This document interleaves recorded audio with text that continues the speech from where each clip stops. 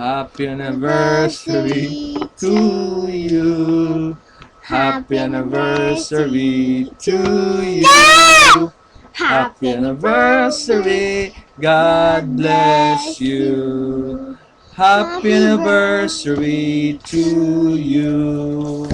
Happy anniversary! Happy anniversary, Pastor!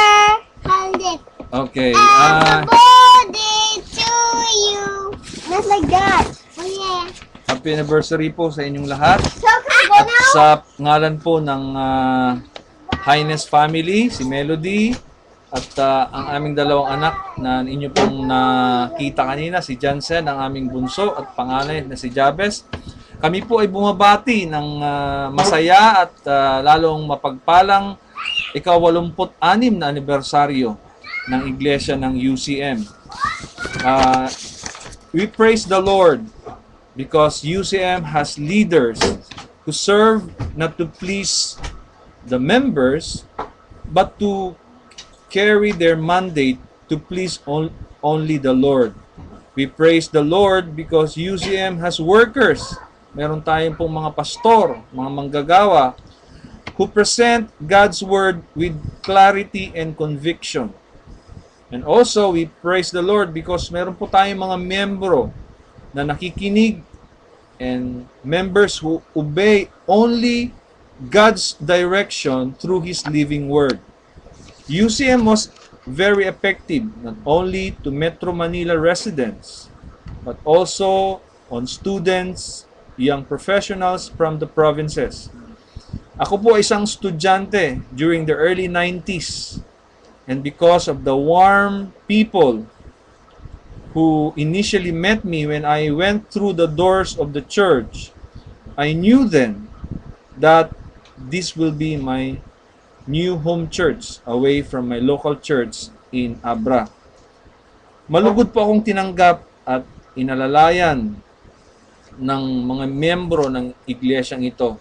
At dahil po sa choir, ang CYF, especially po yung Visayan Fellowship, ako po ay na-involved sa iba't ibang gawain. Ang overnight na Prayer Warrior Fellowship ay nagbukas sa akin ng pagkakataon upang lalong makilala ang Panginoon at ang kanyang katapatan. Nagbigay ng lakas sa pamamagitan ng panalangin laban sa temptasyon, lungkot, at marami pang iba. Ang praise and worship team at ang kinalaunan bilang bahagi po ng church council ay nagbigay daan sa mas exciting at mas challenging na Christian experiences na hindi ko po kailanman may pagpapalit sa anumang bagay ng aking nakaraan. I always cherish my experiences during those times. At ngayon po na kami po ay naninirahan na sa Amerika, makita po natin ang diferensya ng buhay. Mahirap dahil kami lang po ang gumagawa sa lahat ng gawain sa bahay. Kami po ang tagahugas, kami po ang naglalaba, lahat ginagawa po namin. Ngunit masaya na rin dahil, at masaya syempre dahil kami po ay lalong naging closer as a family. At sa pakikitungo po ng mga tao rito at sa pagpapalaki ng aming mga anak ay mahalaga ang Christian foundation na ating pong natutunan at na-adapt sa maraming taon na kami po ay nasa UCM. Ang pagpapalaki po ng aming mga anak ay napakahalaga at nakita po namin ang importance ng prayer, fellowship among family members na amin din pong natutunan sa UCM.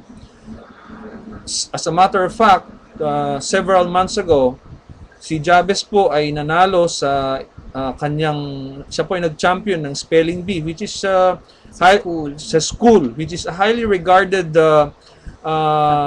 competition dito po sa Amerika. Siya po ay nag-champion sa kanyang sa second and third grade level.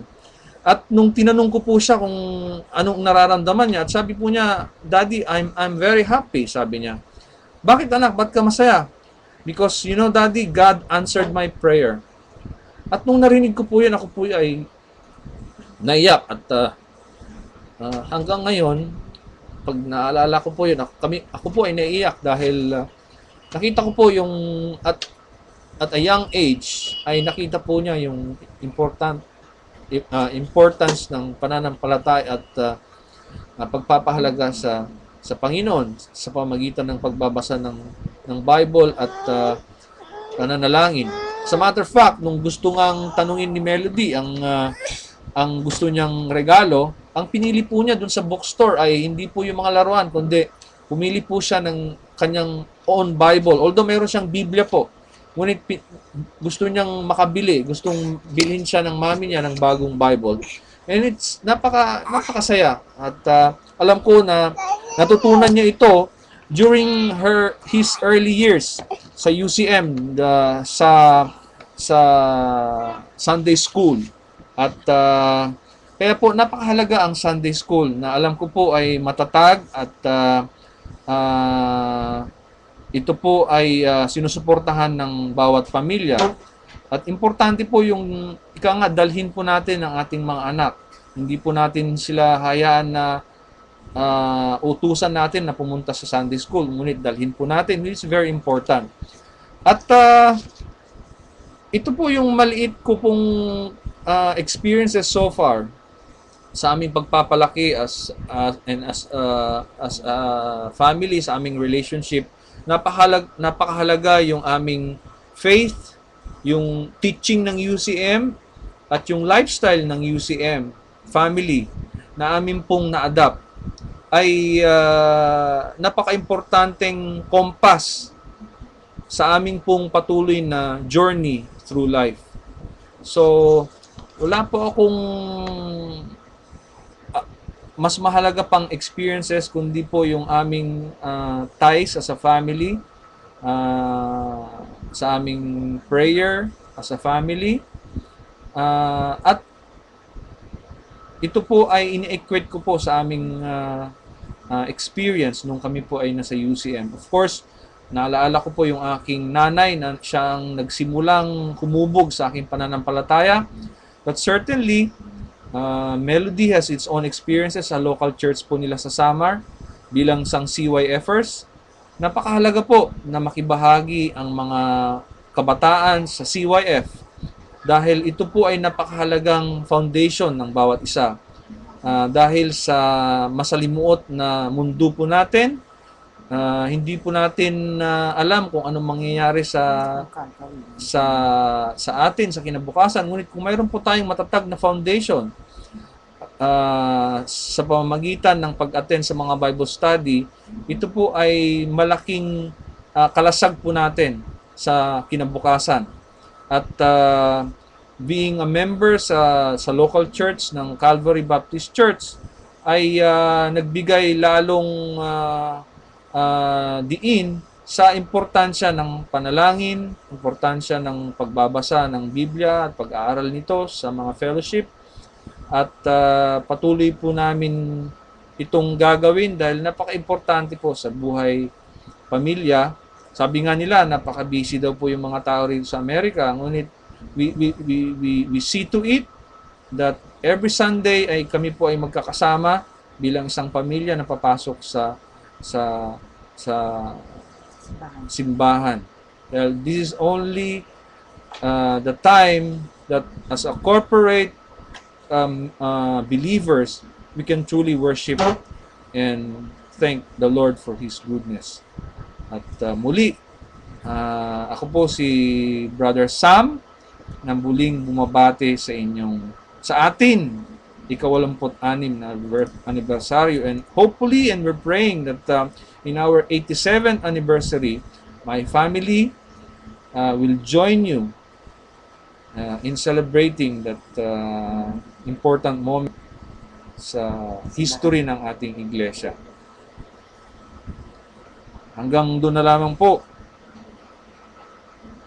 Thank you po.